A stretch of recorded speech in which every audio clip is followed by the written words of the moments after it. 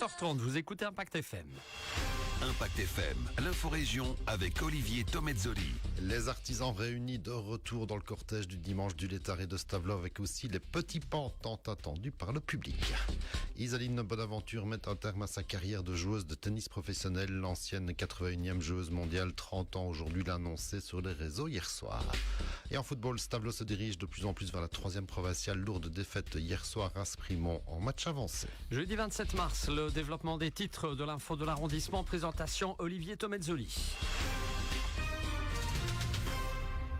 Bonjour à tous, on commence avec un constat. Le temps est plus ou moins au beau fixe ces dernières semaines. Pas beaucoup de pluie en tout cas, de quoi commencer à inquiéter un tout petit peu sur le front des réserves d'eau, même si la cellule sécheresse de la région wallonne qui s'est réunie en début de semaine ne tire pas encore la sonnette d'alarme.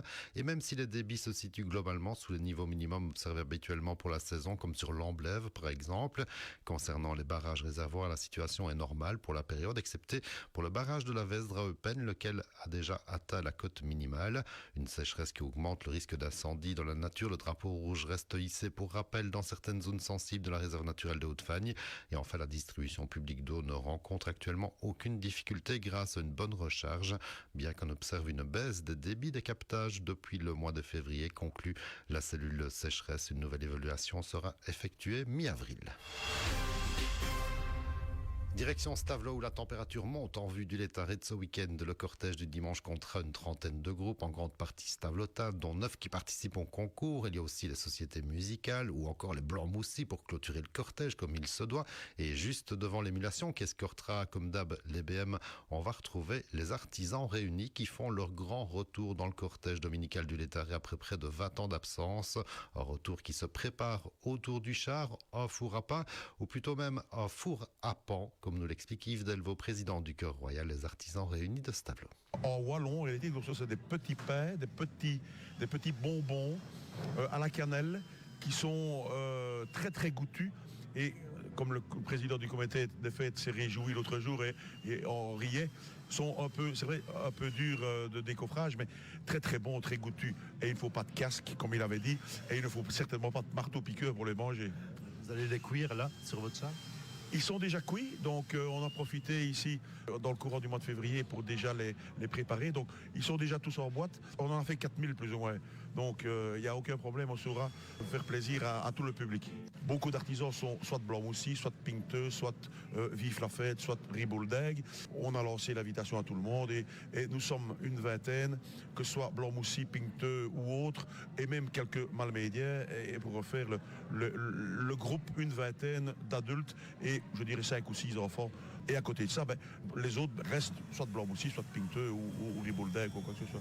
Et les artisans réunis qui seront déjà bien présents dimanche matin pour la réception officielle et les discours et surtout pour l'hommage aux 2 grands maîtres des Blancs Moussis décédés dernièrement. Les chanteurs qui répètent chaque mardi soir, comme nous le confirme Didier Hayenne, membre du comité porte-parole du chœur. Le répertoire, c'est un peu tout. On a chanté du français, on a chanté de l'anglais avec Queen, on a chanté Les Misérables, on chante du wallon, bien entendu, avec des chants de l'étaré, avec notre messe en wallon que malheureusement, pour le moment, nous ne pouvons plus interpréter. Un peu de tout. Tout ça dépend du chef, bien entendu. Chaque chef a sa manière de travailler, a son répertoire dans sa tête. Et donc, on suit.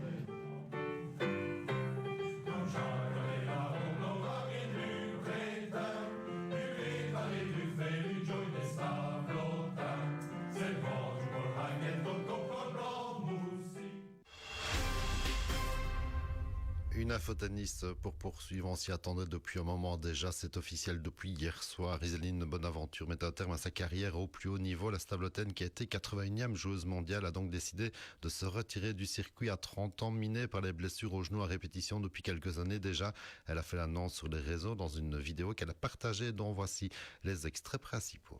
C'est le moment pour moi de dire au revoir à une grande partie de ma vie, le tennis. Jamais je n'aurais imaginé que la petite fille de Stavelot, qui s'entraînait avec des rêves plein la tête, arriverait un jour à jouer sur les plus grands cours du monde et à affronter les légendes de ce sport. Ces 20 années de voyage ont été une aventure incroyable, avec des hauts qui m'ont fait toucher les étoiles et des bas qui m'ont appris à me relever. Ça n'a pas toujours été facile, mais si c'était à refaire, je ne changerais rien. Si je devais retenir une victoire, ce serait celle contre Garbinier et Muguruza en Fed Cup. Merci Johan de m'avoir fait confiance et de m'avoir fait apprécier la Fed Cup qui a tant représenté pour moi. Ce sont des moments que je garderai à jamais dans mon cœur.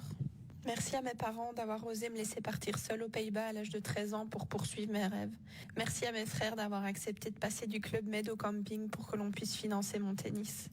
Est-ce que je pense que j'aurais pu atteindre de meilleurs objectifs si j'avais été moins fragile mentalement? Bien évidemment. L'hypersensible que je suis vivait toutes ces émotions puissance 1000 et c'est aussi ce qui m'a rendue unique dans ma façon d'aimer ce sport, mais aussi de le détester parfois.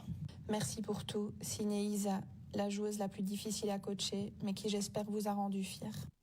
Bonne aventure. On a joué au foot hier soir, match avancé en deuxième provinciale série C. Pas de miracle pour Stavelot qui s'incline lourdement en déplacement à Sprimont-Bay. Défaite 5-1 qui n'arrange évidemment pas les Stavelotains qui restent bloqués à l'avant-dernière place descendante au classement. Et on joue ce soir aussi en 4e série F une rencontre importante. Encore une pour Ster Francorchamps qui reçoit Goé. Coup d'envoi à 20h avec pour enjeu de rester en tête de la série pour les Sterlins avant de penser au Létaré de ce week-end. L'info continue sur notre page Facebook Impact